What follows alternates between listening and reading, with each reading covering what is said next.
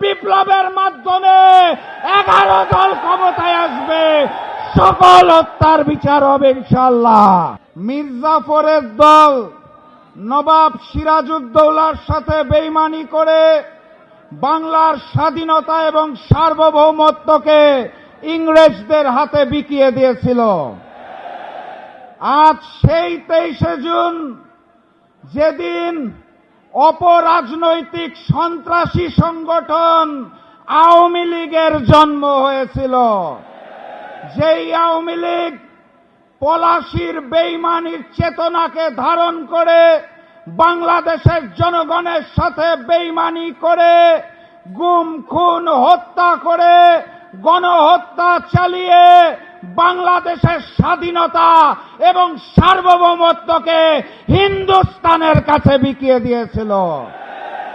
আজকের এই 23শে জুনে এই ঐতিহাসিক বিজয়নগর পল্টনে আমাদের সকলকে শপথ নিতে হবে, এই যুগের নতুন মির্জাফরেরা, এই যুগের নতুন শেখেরা, যারা বাংলাদেশের স্বাধীনতা, সার্বভৌমত্ব এবং মানচিত্রকে বিকিয়ে দিতে চায়, তাদের বিরুদ্ধে লড়াই হবে ইনশাআল্লাহ।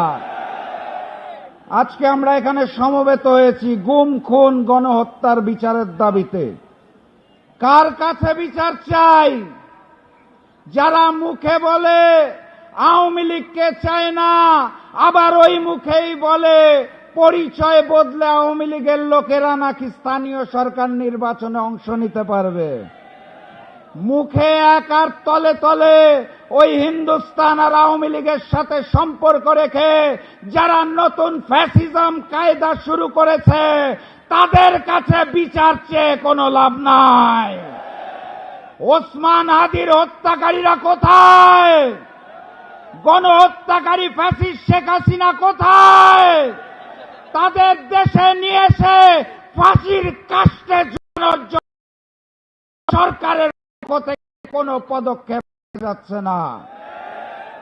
অতএব বিচার যদি চাইতে হয়, তাহলে আমিরে জামাত ডক্টর শফিকুর রহমান খুলনা সমাবেশে বলে দিয়েছেন, অনিবার্য বিপ্লবের প্রস্তুতি নেন, নতুন বিপ্লবের মাধ্যমে 11 দল ক্ষমতায় আসবে, সকল হত্যার বিচার হবে ইনশাআল্লাহ।